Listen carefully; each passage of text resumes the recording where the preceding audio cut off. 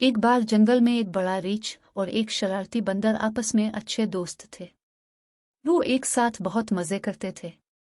ताहम बंदर हमेशा रीछ की नकल करता था। वो बिल्कुल अपने दोस्त जैसा बनना चाहता था।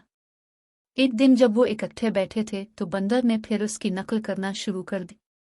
ये देखकर रीछ ने पूछा, मेरे प्यारे दोस्त बंदर, तुम मेरी नकल क्यों कर रहे हो? बंदर ने जवाब दिया, तुम बहुत बड़े और मजबूत हो, मैं तुम जैसा बनना चाहता हूँ।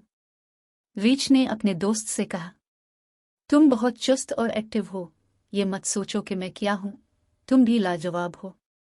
अचानक रीछ को आम के दरख्त के पास शहद का एक बड़ा बर्तन नजर आया। रीछ एकदम भागा और शहद का ताज़ा बर्तन पकड़ लिया। उमंग, मुझे इसके साथ बहुत मजा आएगा, इसने हाथ चाटते हुए कहा।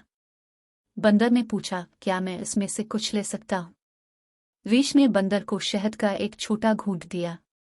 बंदर को इसका जायका बहुत पसंद था, लेकिन बंदर अपने दोस्त से मायूस हुआ क्योंकि इसने इसे शहद का एक बहुत ही छोटा घूंट पिलाया था। रीछ ने इसे बताया कि बंदर के लिए इतना ही काफी है। जल्द ही रीछ ने बर्तन को उठाया और इसे अपनी मान में छुपा दिया, इससे पहले कि कोई और उसे चरा सके। बंदर ने अपने आप से सोचा, रीछ मुझे कभी शहद नहीं देता, मुझे लगता है कि यही इसकी ताकत का राज है। लेकिन इस बार मैं इसे अपना राज नहीं रखने दूंगा। वो खामोशी से रीछ के अड्डे में दाखिल हुआ और शहद का बर्तन चरा लिया। अगले दिन रीछ अपने दोस्त की तलाश में निकला।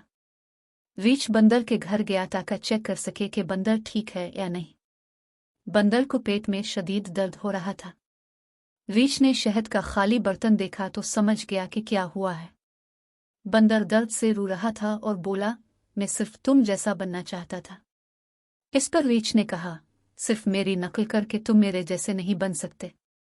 सिर्फ हम रीछ ही इतना शहद हजम कर सकते हैं, इसीलिए मैंने तुम्हें थोड़ा सा दिया।